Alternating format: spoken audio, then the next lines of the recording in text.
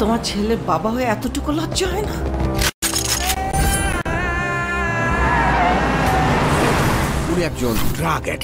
আমি মিশা সওদাগর বলছি। বরবাদর গল্প অবশ্যই আলাদা, বাংলাদেশের সবচেয়ে ব্যয়বহুল ছবি এটি।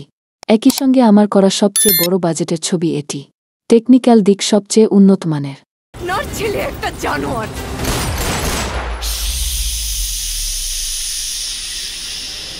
এটা একেবারে বাংলাদেশেরই সিনেমা, কিন্তু মানের দিক থেকে একেবারে ইন্টারন্যাশনাল স্ট্যান্ডার্ড। আপনারা ছবি দেখার সময় আমার কথার সঙ্গে মিলিয়ে নিয়েন।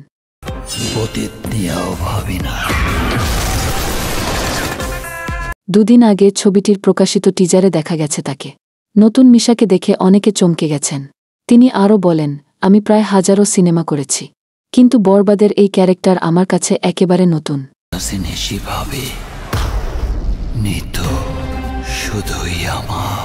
শুধু আমি না, সাকিবের ক্যারেক্টার এবং লুকও একেবারে আলাদা।